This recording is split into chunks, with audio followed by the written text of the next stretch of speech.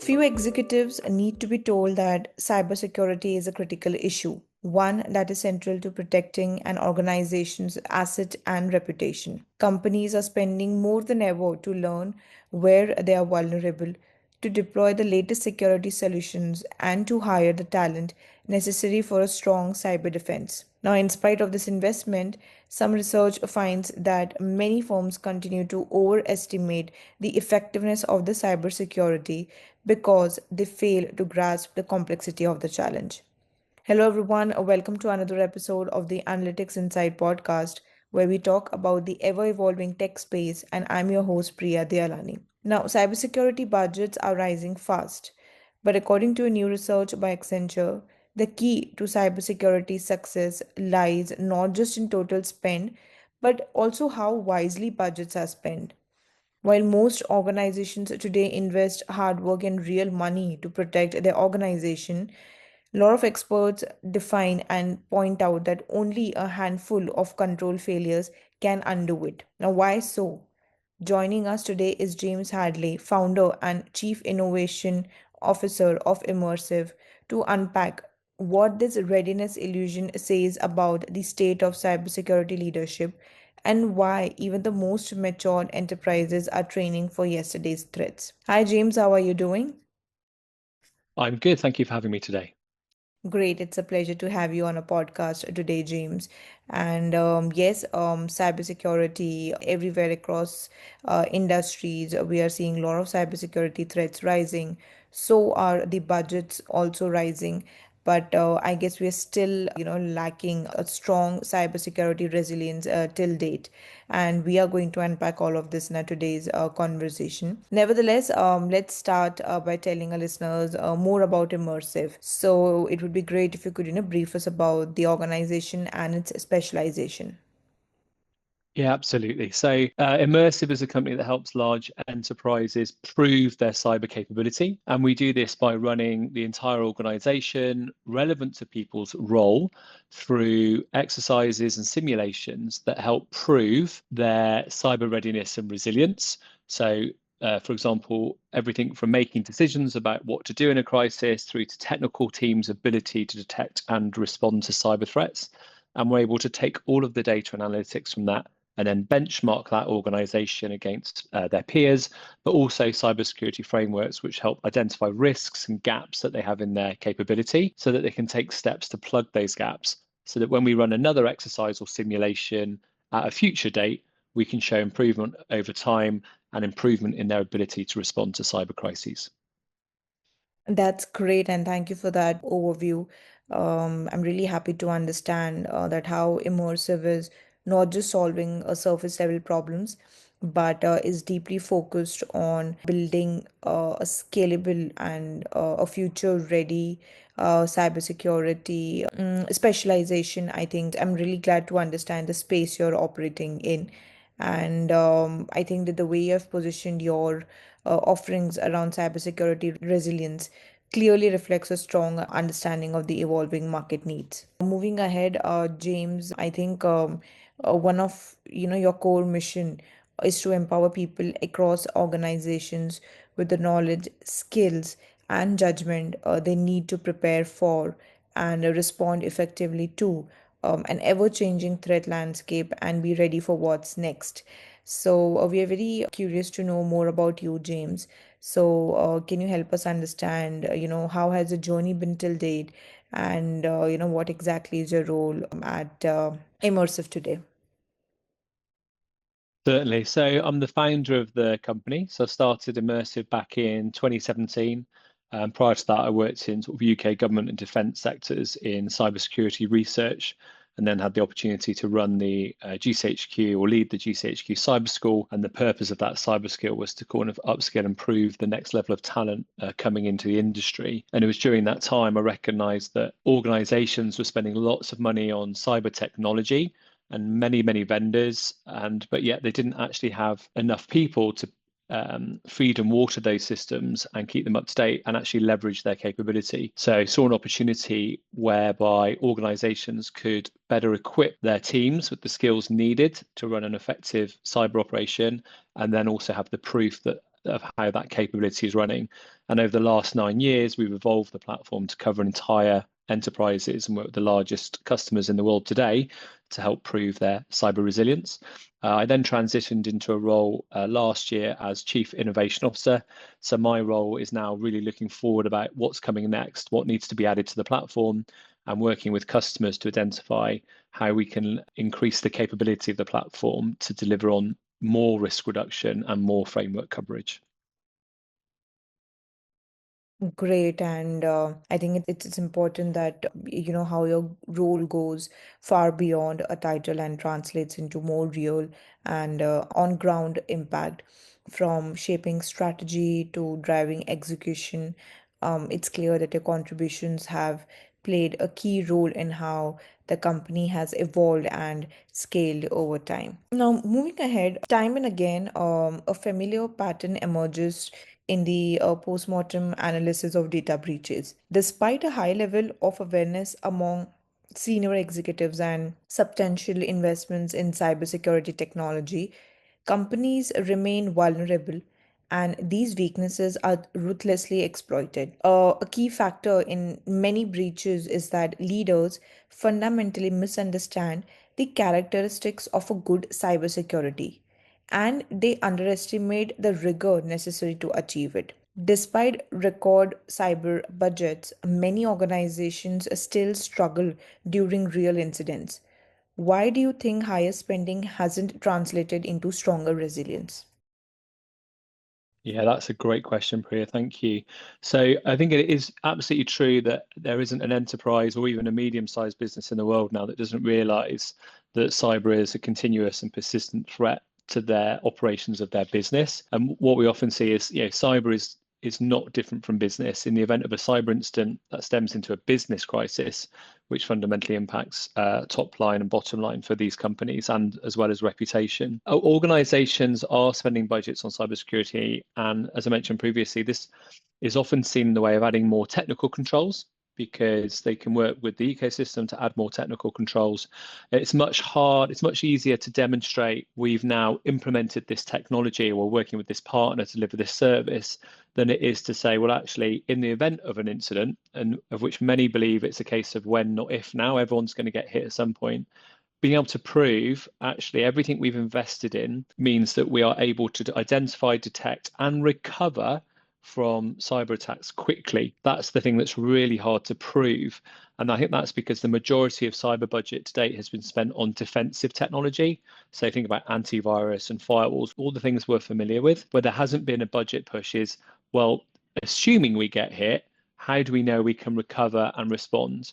And our organizations are doing that today, but often in silos. So they might be doing it just the technical team level. And actually, our own analytics and research looked at the majority of cyber incidents that are rehearsed, only 41% of those included non-technical leaders. But when there is a business crisis, all of those non-technical leaders are needed to come to the table, for example, legal, HR, communications teams. So whilst they have a sort of confidence that they are investing in cybersecurity, the actual practiced ability to respond and recover isn't always involving the whole business.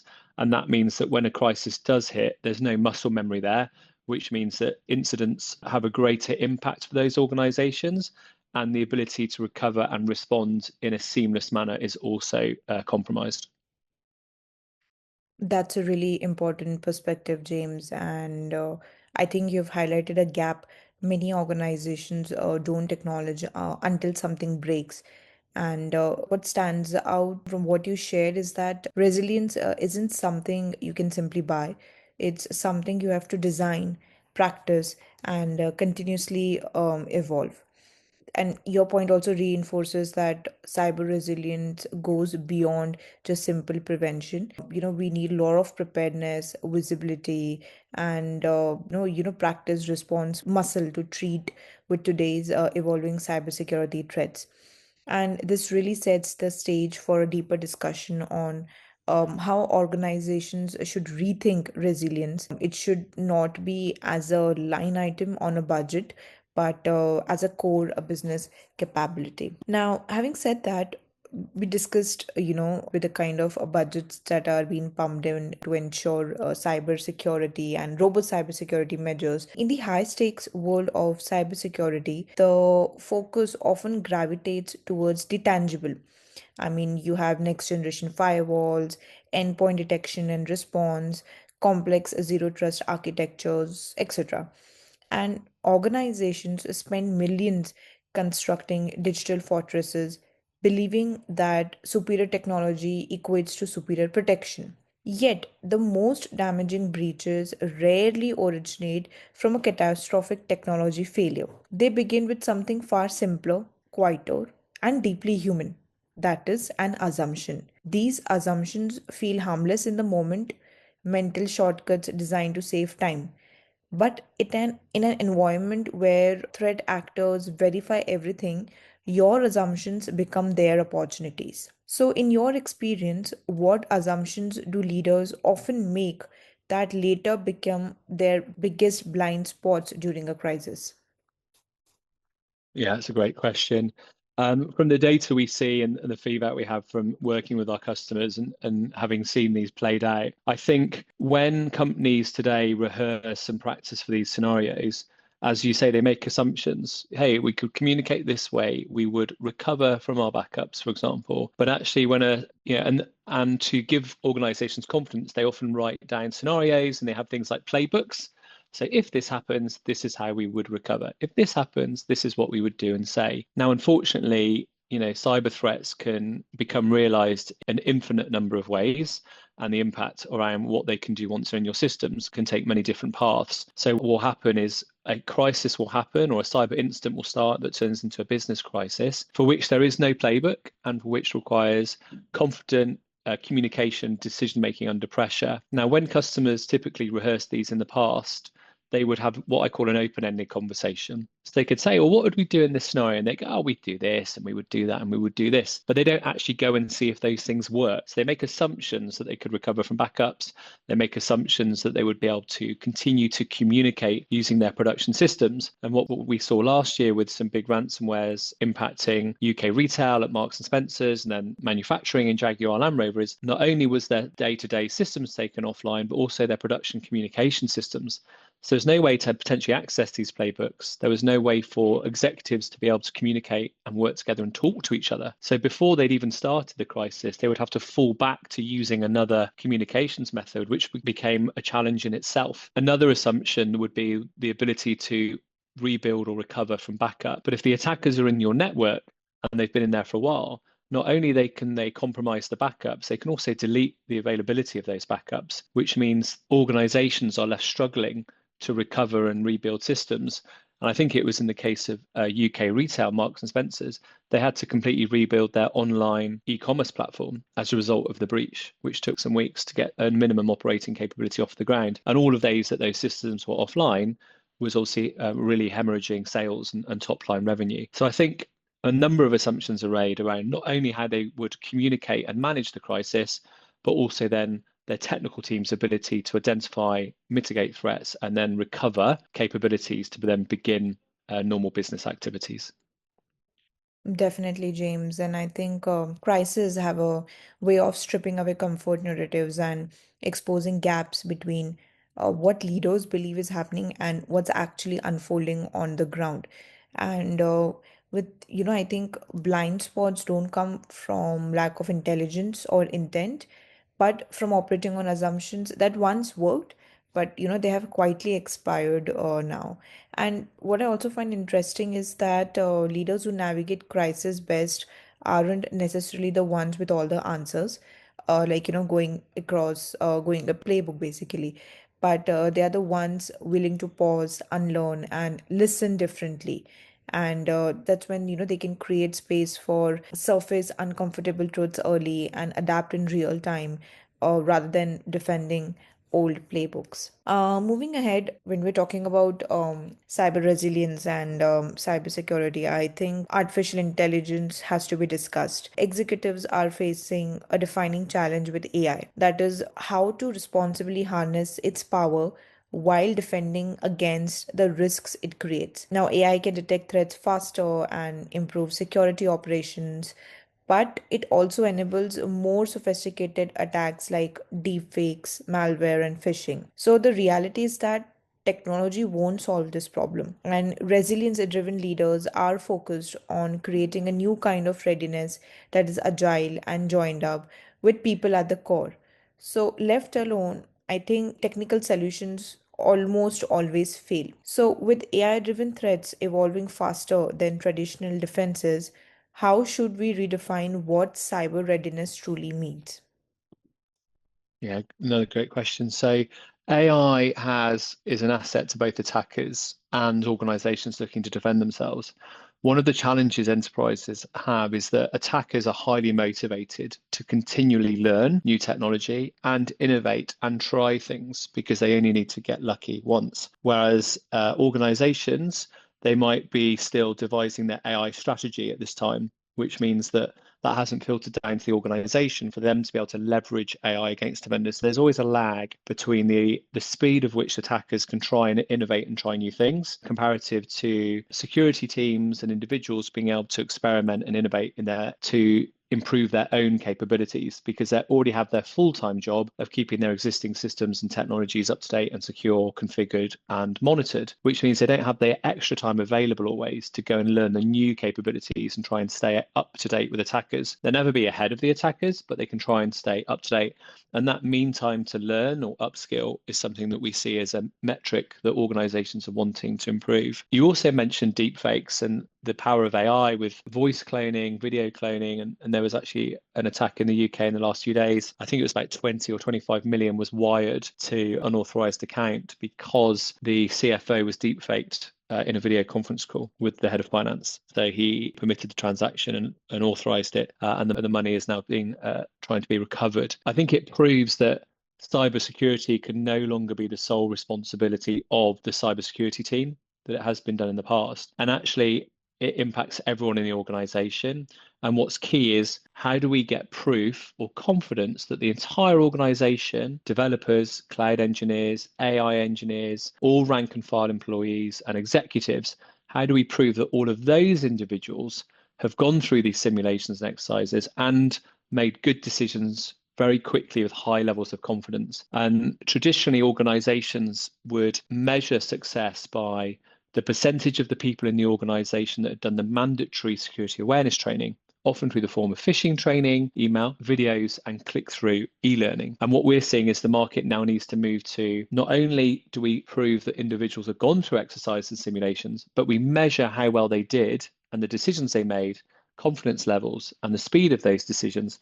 So we can then give information back to the organization that says, here is your biggest risk. For example, we ran an exercise and your APAC part of your business had much lower confidence in how to report a potential incident. So this gives enterprise organizations data and analytics that help them then make better investments going forward rather than a one size fits all kind of compliance focused.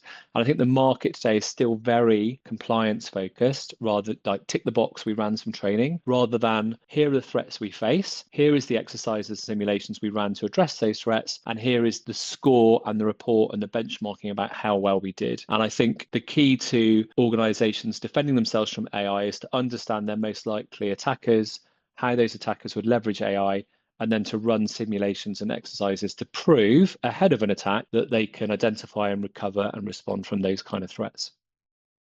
That's a very powerful way to frame it. And I think cyber readiness is no longer a static checklist or a once a year compliance exercise. It's more like a living capability, I think, one that should evolve at the same pace as the threat landscape itself. So, and of course, with AI driven attacks are not just faster, I think they are more adaptive and more contextual. So, cyber readiness can't be about perimeter defense alone anymore. It has to be about continuous intelligence, real time decision making, and the ability to anticipate intent rather than simply react to incidents. And I think I completely agree with the point that cybersecurity alone is not just the responsibility of the cybersecurity team, but of each department and team within the organization. And I would like to touch down on that topic. But before that, For example, let's just imagine a scenario that you're a cybersecurity analyst staring at a dashboard overflowing with alerts. The pressure continues to mount as cyber threats evolve at an unprecedented rate. Now, despite your team's relentless efforts, breaches still occur, and their impact is not only costly but also deeply damaging. And you're not alone facing this challenge. Now, of course, we do have AI powered threat detection system. These systems are fast and accurate, and they can minimize false positives. However, this dependence on automation has an insidious threat. Analysts are relying on AI, which is ultimately hindering the critical thinking and investigative abilities essential for processing complex threats. So, how should leaders balance automation and human judgment when AI systems are evolved in threat detection and response? Yeah, it's something we see quite a lot. And I think that's because organizations are under increasing pressure to leverage AI to help drive efficiency and cost reduction in their workflows. And it's something we see today. I think at the moment, organizations are leveraging AI to a lot of the repetitive autonomous tasks, often seen at what we call the level one, like the first line of security support within a security operations center. And that's probably okay because when something is can't be determined or has a low level of confidence, it can be flagged to a human in the loop that has skills and experience to think, hang on, this doesn't smell right.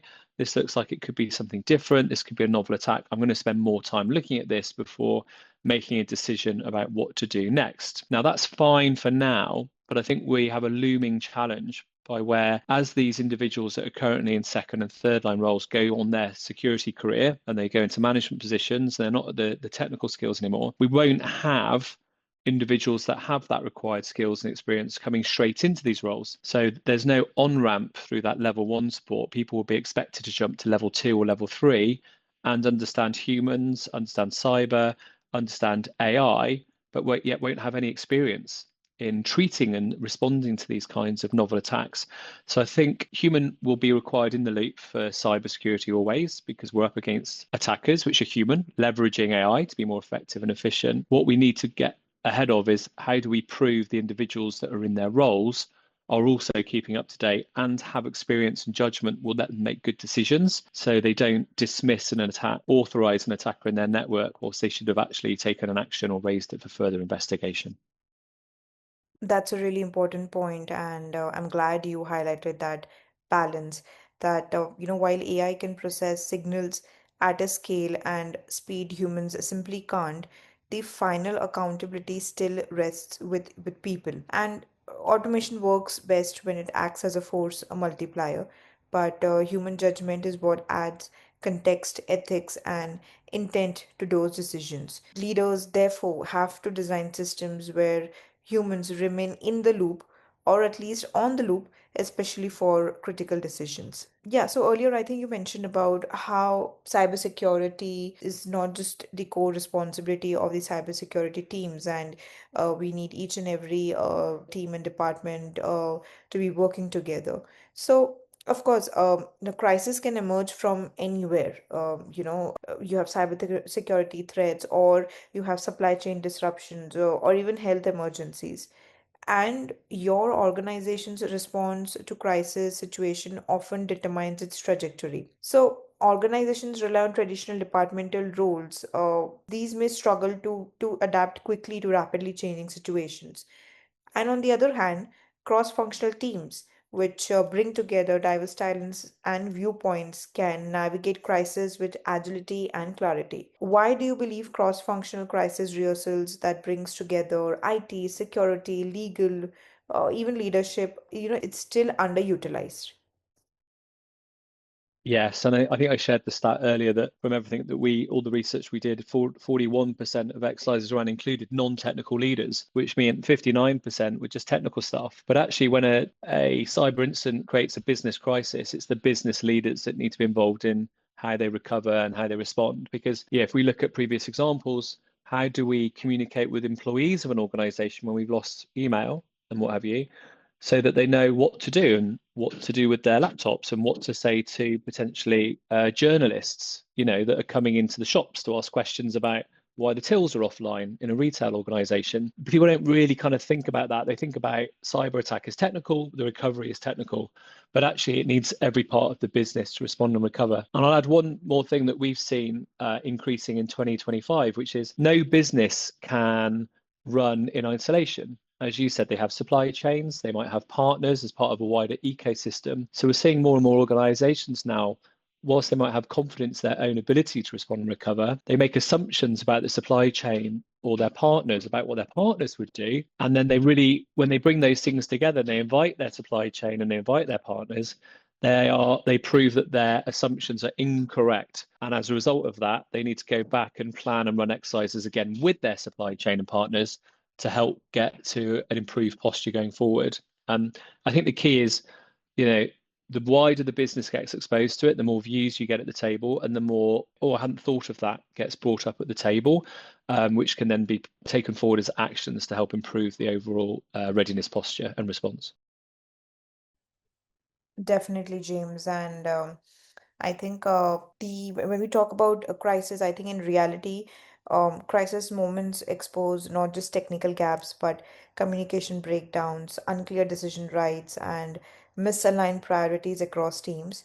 And with cross-functional rehearsals, they would be able to respond faster. It's more about building shared muscle memory, trust, and clarity before things could go wrong. And I think with that, leadership can set the tone by exhibiting steadiness rather than heroics and building resilience into everyday work rhythms and adopting a proactive culture that is driven by leadership fosters a sense of adaptability and innovation. One last question. If you had to give one piece of advice to boards and CXOs today, what should they focus on first to build true cyber resilience?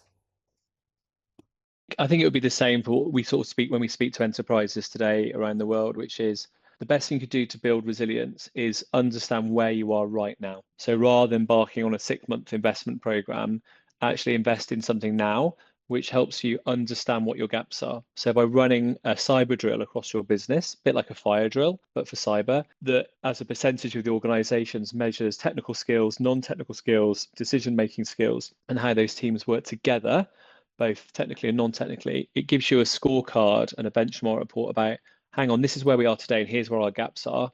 So then actually you can then focus the next 6 months programmatic spend and time and resourcing on the biggest gaps so that when you run another cyber drill in 6 months' time, you can really see that improvement over time, which you can then demonstrate to your insurers, your regulators, and your board that you have moved forward and you understand where you are today.